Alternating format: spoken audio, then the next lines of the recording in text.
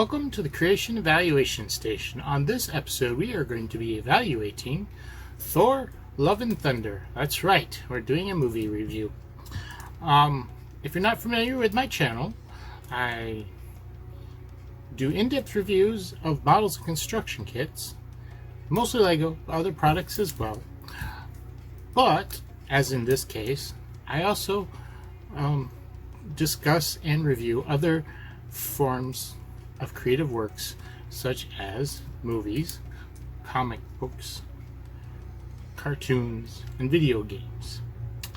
And this one we're kind of doing a movie slash comic book because it's a Marvel movie. So yeah, Thor, Love and Thunder. First, since I don't really have any reviews of my previous ones, I enjoyed these for the most part. The second one was probably the weakest movie. And even the first one, it set things up, but I actually did like Ragnarok more. I know it's controversy between people, but I think different people like different things about all these movies. There is definitely a shift between 2 and 3 with how it goes, but I feel like it's warranted, and I'll talk a little bit more about that as I move on here. But as far as this movie, and there's not going to be any spoilers. I'm going to try and make sure I don't have any spoilers in this. Usually I do a spoiler section, but I feel like this movie is for the most part straightforward and don't really have too much to talk about that's going to spoil anything. So we're going to try to not spoil it. Overall, I enjoyed this movie. I'm pretty sure I like Ragnarok better than this one, but I did enjoy this one. There's so much that happened in this movie that it's hard to discuss everything without me watching the movie a second time and maybe even sitting down with a notebook to write it all down. It's very quick paced. A lot of things happen in succession. But overall, it was a fun movie. And I do recommend you going to see it. If you like Thor Ragnarok and you didn't mind that things get a little bit more comedic rather than the very much more serious other movies, the first two, I think you'll enjoy this. Those that don't like Ragnarok definitely don't go see this. Yeah, that's just a given. I know this is late. I had a very busy weekend, and I was hoping to get this done yesterday, Monday, but I was so exhausted I ended up sleeping most of the day. Had stuff going on this weekend. The whole weekend started with me watching this movie, and I'm just getting into the review now. Yeah, I enjoyed it overall.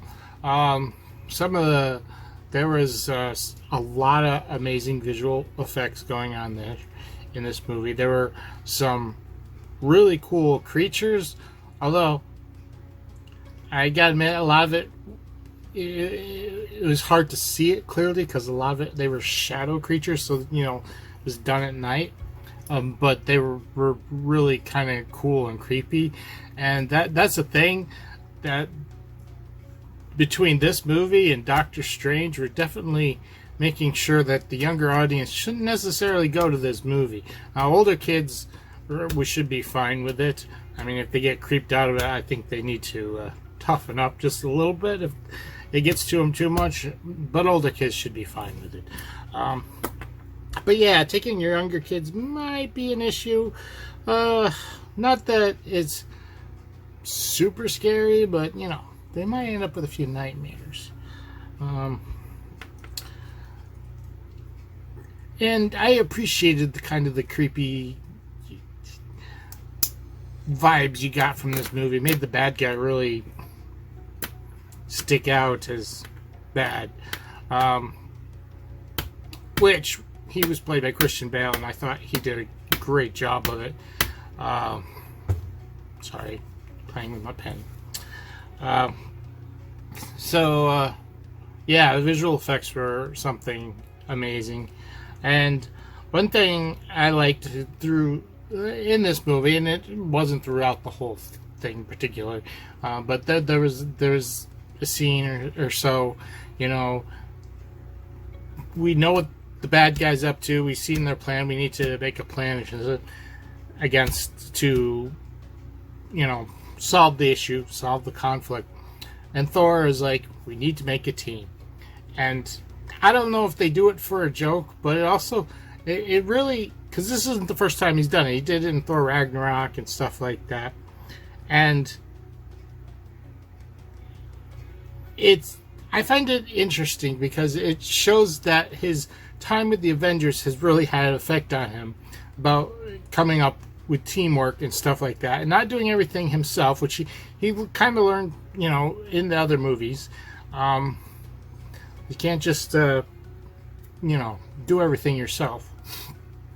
And that this always kind of moves forward along.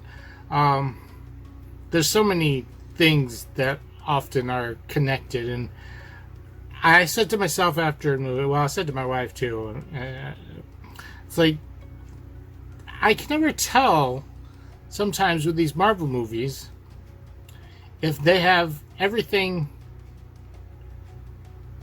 planned out or they come up with it as they go, build off from stuff they've already done. It's done that well, I can't tell the difference, you know. Like sometimes it feels like natural progression of the story and stuff like that, and that's just why. I know they're both owned by Disney, but the new Star Wars movies were terrible because there was no continuity between them. It didn't feel, while in the Marvel universe you see it all the time. References and moments and even character development that is referred back to a previous movie. It shows that they take the time to take care of that. And yes, I know they had different directors, but so do the Marvel movies a lot of the times. But somebody's overseeing it, making sure that there's some kind of continuous story and even character development and stuff like that going on. So the stuff like that is great, and I like how that shows his character growth over time. Not that it's new characters. Like I said, he did the same thing in Ragnarok. We're gonna build a team. You know, we'll get out of here. We'll get home. Yeah, and I like both that as his character, that development in his character, and the fact that the Marvel movies just do that overall. Not even, like I said, I don't know if they've planned this half the time or if it's done. And what's more is we deal with his ex-girlfriend in this movie. It's not a big spoiler. She's in the trailers and stuff like that. And it's like he's made comments about her before. Although I think mostly that was in Ragnarok. I'm trying to remember where all he said it. Well, no, I think he said it in the Avengers. Talked about it. You know, we've covered it briefly in the Avengers movies as well. And this was, you know, kind of a continuation of that. Like, that was planned? Were they stuck in there to tease things going on in the future? I mean, should we watch all these old movies and just tear them apart, every little thing? Because every little thing may be actually a plot point later on in another movie. I don't know. But it's kind of fun to speculate and think about that. But yeah, the overarching stories you get between the characters is very nice.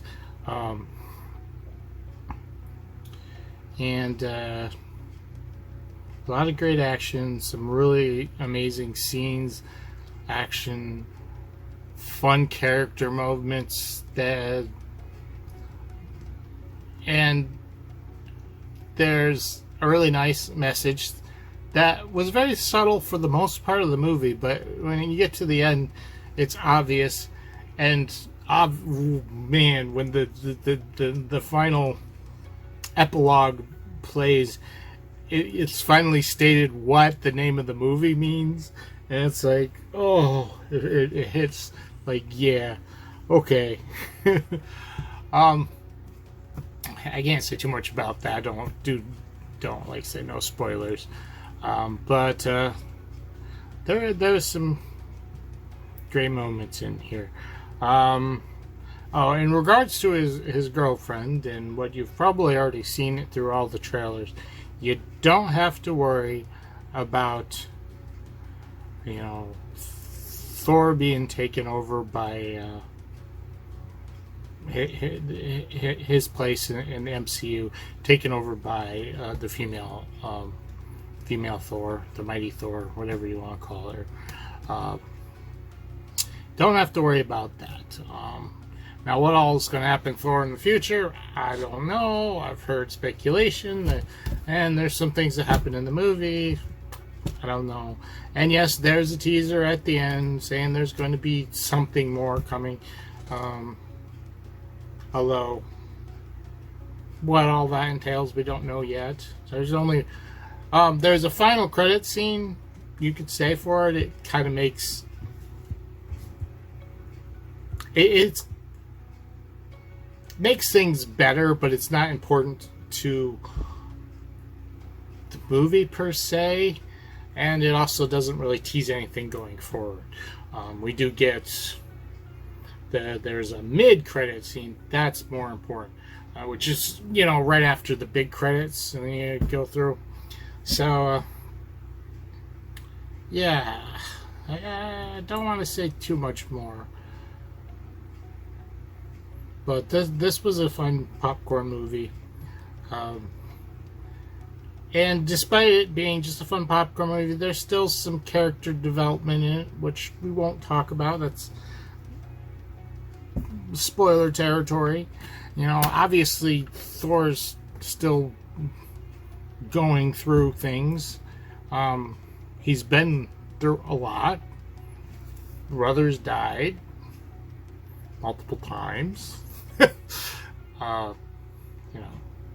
Mom died, father died, home's been destroyed, failure with Thanos and stuff. I mean, all that stuff is going on, and there's a lot of character and a lot of changes he needs to make, and this does work with what goes on in this movie. A lot of it's not necessarily told outright, more showing than telling, but it was pretty good. So it's not all just silly popcorn action and stuff, although there's plenty of that as well. There's a lot of fun stuff too. So yeah, I recommend going and watch it. Like I said, if you didn't like Ragnarok, don't go watch this. It's not for you. You're not going to enjoy it. But if you did like Ragnarok, this is not exactly more of the same. It's a little bit different, but you'll probably enjoy this. Like I said, I enjoyed Ragnarok more, but this one was definitely a good movie, just the same. And I'll be looking forward to more, hopefully, as they continue on with this, with Thor's adventures. I hope, anyways. So, if you've seen the movie, let me know, but keep the spoilers down. Hide them, or just not talk about them. Let me know if you haven't seen the movie, what do you think with the trailers? Are you going to go watch it? And, when you do, come back and let's talk about what you thought of it. And that's pretty much it for me here at the Christian Evaluation Station.